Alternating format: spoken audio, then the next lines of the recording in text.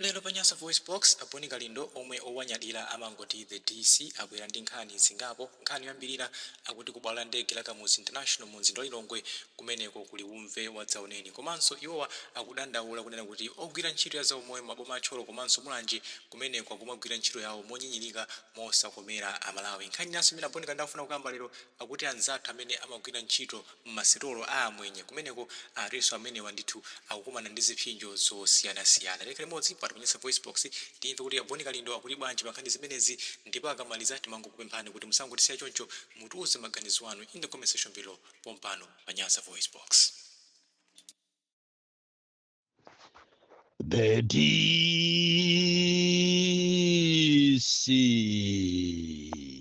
President wanthu osauka woyamba kuno ku Malawi kuwalankhulira Malawi mopanda mantha mosanyumwisidwa kung'alula ine nimangoyima pa chilungamo ndipo ndilibe kuti ati uyu nimamuziwa kapena tacheza zulo ine nimangoswa kuswa.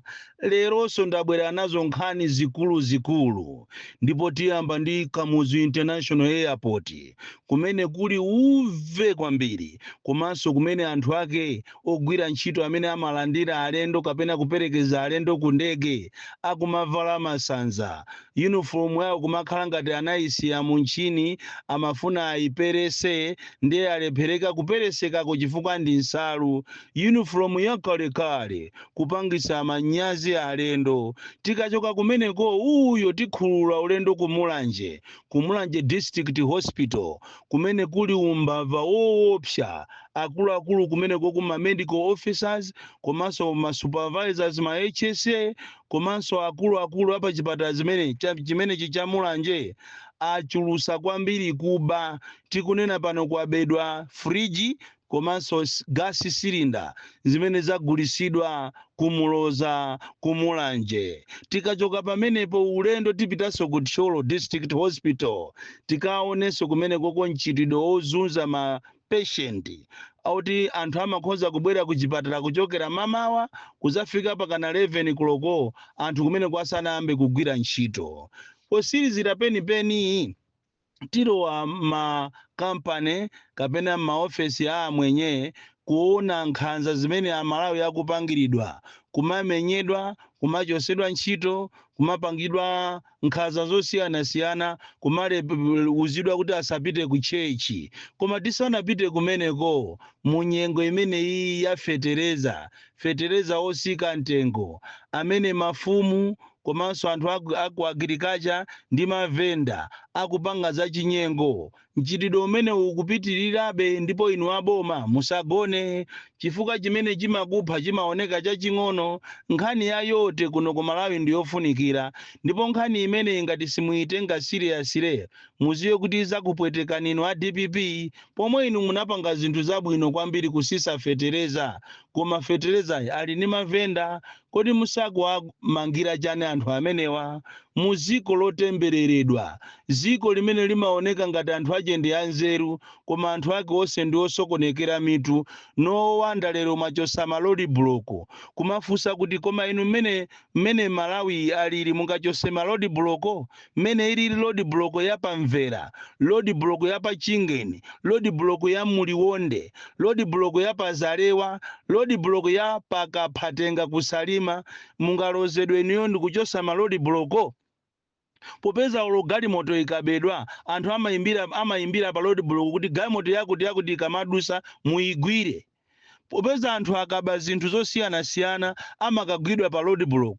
Lero lata inspector Malawi Police, Inspector General of the Malawi Police walamula kuti ma road block achose ndipo achosedwadi koma mmene kukuopsera kusalima.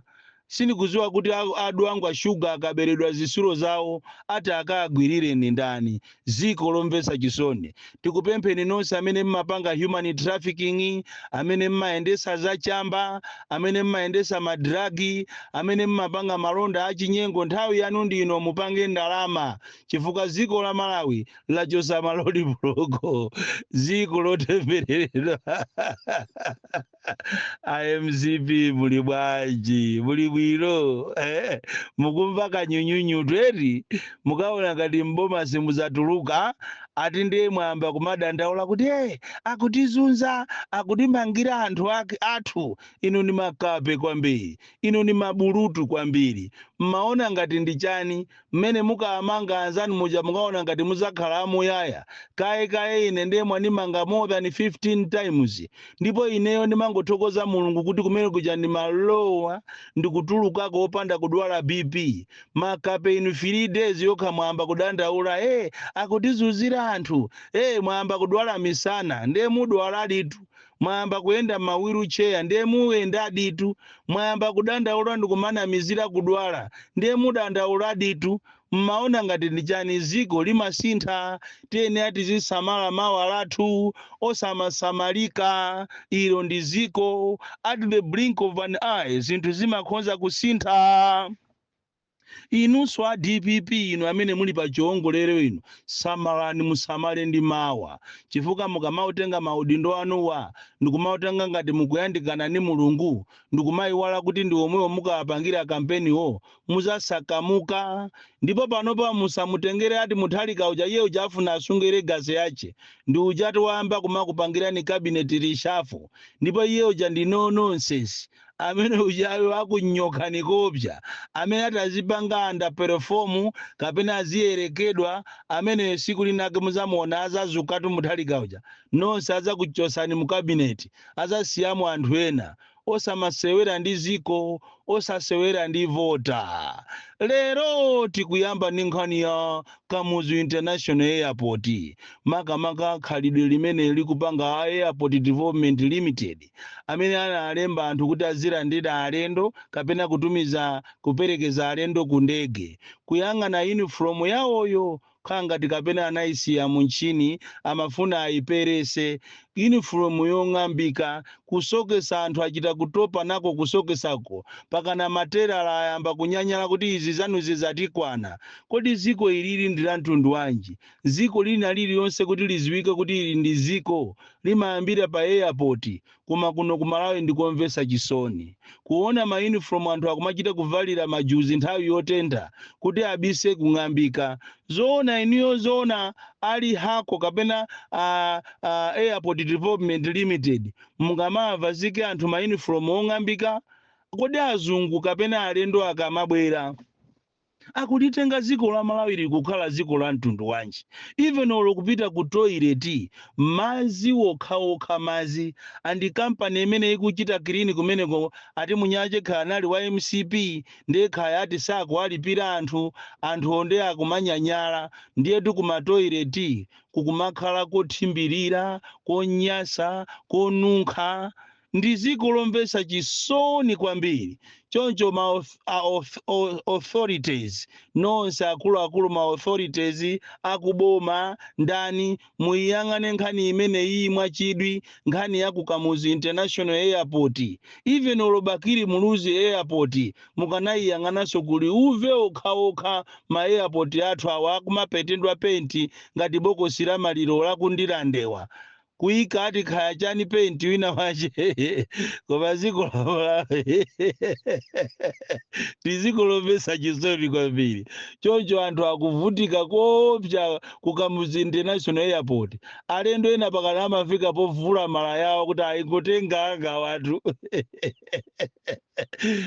koma ziko la Malawi ndi ziko lomvesa chisoni nkhani yathu yachiwiri tikupita ku Mulanje District Hospital kumene kuli mchitidwe wokuba tikunena panopa ku office ya environment kwabedwa fridge komanso kwabedwa gas cylinder fridge imene iyi inachoka ku Chisitu kunamiziridwa ngati kupita kuti akayikonze pa ujeni apa Mulanjepa koma yatengedwapo kumakangata akayisiya kuna Masalima fridge imene iyi ayitenga pa Mulanje District Hospital noti Chisitu kukayisiya kuna Masalima kuti akayisiye kuna Masalima Health Center koma friji imeneyi yakapita kumalonda. Ndipo amene apanga nkhani imeneyi ndi amu ofesi ya environment, supervisor wa HSA ndi amene aba friji imeneyi akayigulisa ku Limbuli Trading Center, ndipo zimene zima authorities akuiziwa nkhani imeneyi, akuluakulu apa chipatala cha Pamulanje paboma akuiziwa nkhani imeneyi koma sakupangapo kanthu. China chimene chabedwa chachokera ku Chisitu Health Center ndi gas cylinder imene inabwera kuti azayichite refill, koma tikunena pano gojeni cylinder imeneyi inanyamulidwa ndi driver wina wake ulendo naye kumuloza, ndipo gas cylinder imeneyi akagulisidwanso kumuloza. Tikunena pano anthu akupanga zootcherera. Ngakhale wamkulu wa pa chipatala pa akuiziwa nkhani imeneyi, wamkulu woyang'anira ma HSA akuiziwa nkhani imeneyi, amene amasunga makiyi aku stores akuiziwa nkhani imeneyi, koma nkhani ija ikuyenda mwachinsinsi. Kodi tu ku chipatala cha Kumulanjetu anthu afasako. Tikunena pano ngakhale a certain medical officer anaba matala anyuwani a galimoto ndi ulendo kukasiya galimoto kukaveka galimoto yache ndi kumakanyamulira tii ku Lujeri. Izizi ngakhale DHO akuziziwa, koma nkhani ija inangoyenda mozengereredwa ndi kuwaopseza anthu kunena kuti amene anga maulule zimenezi akufuna kuti azilimbana ndi akuluakulu mabwana apano tithana naye. Ndi nkhani yomvesa chisoni kwambiri, ndipo inu apolisi kapena inu ASB kapena ku ministry tafufuza ni Kumulanje District Hospital kwabedwa friji imene imayenera kuti muzisiyidwa mankhwala ofunikira, ndikomanso kwabedwa gas cylinder imene inachokera ku Chisitu Health Center imene inabwera ngati akufuna ichite refill, ndipo inanyamulidwa pa galimoto kukagulisidwa ku Limbuli. Ndipo anthu ali ndi maumboni koopsa amene akuziwa za nkhani imeneyi Mulanje District Hospital. Pamene tikuchoka ku Mulanje tikufunanso tilowe pa Tcholo District Hospital kumene madokota ndi manesi akumayamba ntchito 11 koloko, 11:30, 12 koloko, 1 koloko, kuwasiya mapatient akuvutika kuchokera mamawa. Ena amachokera mutali amayamba amafuna kuti abwerere alandire mankhwala azipita kwawo nthawi yabwino, koma madokotala apatcholo manesi apatcholo akuzunza mapatient koopsa, ndipo ena amachita kufera pa laini kudikirira kuti munalandire chithandizo, koma ayi ndithu anthu akunyada, anthu akuzimvamo majuisi kwambiri. Kunali bwino mukanasiya ntchitoyo, chifukwa ntchito yanu munalumbira kuti muzatani muzasamalira anthu, koma zikuchitika kutcholo ndi ukapolo weniweni. Komanso kumawa alemba anthu ali pa foni tu halo mukufuna chani halo tagwirani choncho iwe zina lako ndani halo munthu kenako osalongosola zango mulembera chinthu ndikumupasa. Tcholo District Hospital. Nkhani ina imene tikufuna tiyang'ane lero ndi mchitidwe ochokera kwa amwenye ena. Tikamanena kuti amwenye ena alipo ena atu abwino amwenye ena, koma amwenye oyipa amene akuzunza Malawi makamaka ku kampani imeneyi yopanga makope a Bentley. Kampani ina yopanga makope a Bentley ikuzunza anthu koopsa. Tikunena pano anthu ena achosedwa ntchito chifukwa chokuti atisanagwire ntchito pa 1 January.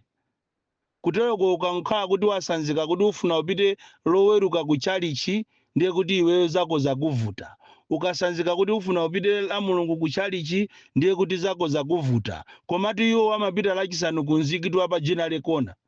Izi zitu mukuyenera mudziwe inu akuboma kunena kuti Chris Offset ikuzunza anthu kwambiri, ikuwauzaso anthu okumagwira ntchito beyond the normal hours, koma akuzunza anthu ndipo samafuna kuperekanso olo pension. Anthu ena amene anachita retire kumeneko pension yawo sanalandire pakana lero mu dziko la Malawi. Ndipo kuli kuzunzika koopsa malo osiyanasiyana, siku Cliff Eugene Offset kokhakoyi, komanso kuli malo ambirimbiri amene akuzunza anthu. Si kampani yokhayi ya Bentley ayi, makampani ambirimbiri akuzunza amalawi kufika saizi yoma amenya. So ini nkhani yomvetsa chisoni kwambiri kunena kuti amalawi akupitirizabe kuzunzika kumakhala ngati akapolo mu ziko lawo, ziko lomvetsa chisoni, ziko limene akukhalira anthu mu mphati monga amene akukhalira aja akukasasire.